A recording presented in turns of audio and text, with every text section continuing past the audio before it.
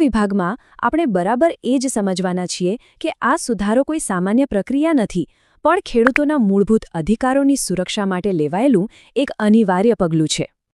આ વાતને બરાબર સમજવી પડશે. સૌરાષ્ટ્રમાં જમીન એટલે પેઢીઓથી ચાલી આવતી પરંપરા અને આર્થિક સુરક્ષાનું બીજું નામ.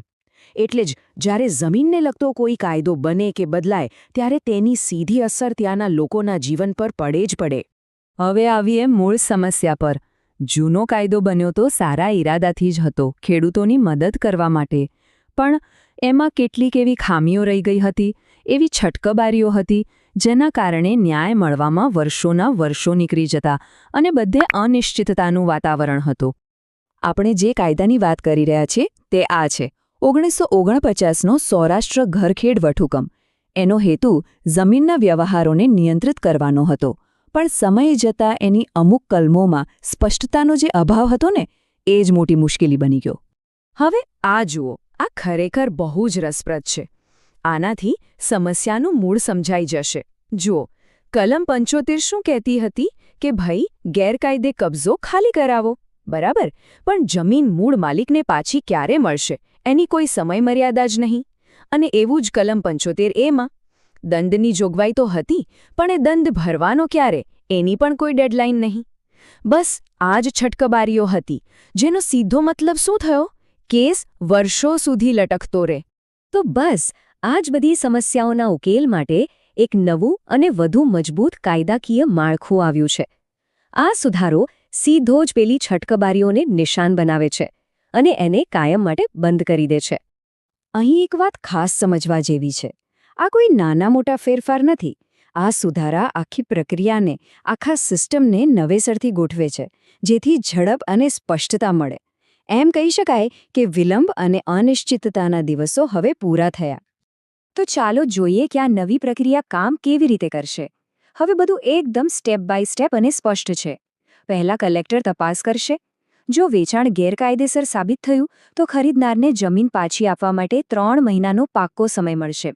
અને જો એમાં પણ નિષ્ફળ ગયા તો જમીન સીધી સરકારની. કોઈ અસ્પષ્ટતા કે લાંબી રાહ જોવાની વાત જ નહીં.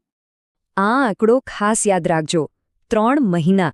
આ નવી અને કડક સમય મર્યાદા એ વાતની ગેરંટી આપે છે કે ખેડૂતને પોતાની જમીન પાછી મેળવવા માટે અનંતકાળ સુધી કોર્ટના ધક્કા ખાવા નહીં પડે.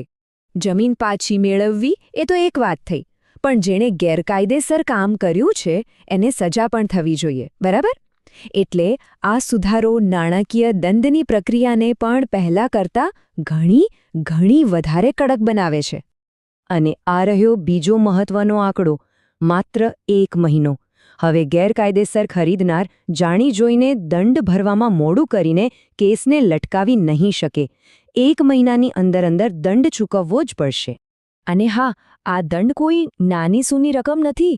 જમીનની જે પણ જંત્રી કિંમત હોય એના 3 ગણો દંડ. આ એટલી મોટી રકમ છે કે ભવિષ્યમાં કોઈ પણ વ્યક્તિ ગેરકાયદેસર જમીન ખરીદતા પહેલા 100 વાર વિચાર કરશે. તો આપણે કાયદાની જોગવાઈઓ તો સમજી લીધી, પણ વાસ્તવમાં આ ફેરફારોની અસર કોના પર અને કેવી રીતે પડશે? ચાલો હવે એના પર એક નજર કરીએ. આ ટેબલ આખી વાતનો સારાંશ બતાવે છે. ખેડૂતો માટે આનો અર્થ છે ઝડપી ન્યાય. ગેરકાયદેસર ખરીદદારો માટે આનો અર્થ છે કડક નિયમો અને મોટો દંડ. અને સરકાર માટે આ વહીવટી પ્રક્રિયાને સરળ અને સ્પષ્ટ બનાવે છે. દરેક પક્ષ માટે હવે સ્થિતિ એકદમ સાફ છે. આ સુધારાના ફાયદા માત્ર અત્યારના કેસ પૂરતા જ નથી. એની લાંબા ગાળાની અસર પણ ઘણી સકારાત્મક છે. ભવિષ્યમાં આવા ગેરકાયદેસર સોદાઓ પર રોક લગાવશે, કોર્ટ કચેરીના ચક્કર ઘટાડશે અને સમગ્ર રાજ્યમાં જમીન કાયદાઓમાં એકસૂત્રતા લાવશે. અને અહીં એક રસપ્રદ જોગવાઈ પણ છે.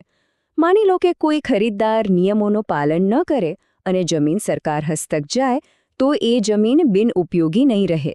તેનો ઉપયોગ શાળાઓ, હોસ્પિટલો કે રસ્તા જેવા જાહેર હિતના કામો માટે થઈ શકશે.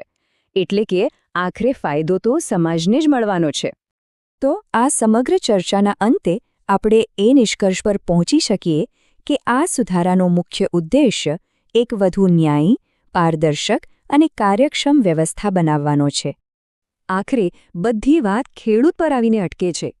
કાયદાની જટિલતાઓને દૂર કરીને અને એકદમ સ્પષ્ટ નિયમો બનાવીને આ સુધારો એ સુનિશ્ચિત કરે છે કે ખેડૂતની આજીવિકાનો જે આધાર છે એમની એ જમીન હંમેશા સુરક્ષિત રહે. કાયદો તો બની ગયો છે અને કાગળ પર તે ખૂબ જ મજબૂત દેખાય છે, પણ અંતમાં એક સવાલ વિચારવા જેવો છે. શું માત્ર કાયદામાં સ્પષ્ટતા લાવી દેવાથી જમીનના ગેરકાયદેસર વેચાણની આ સમસ્યા જડમૂળથી ઉકેલાઈ જશે? આનો જવાબ તો આવનારો સમય જ આપશે.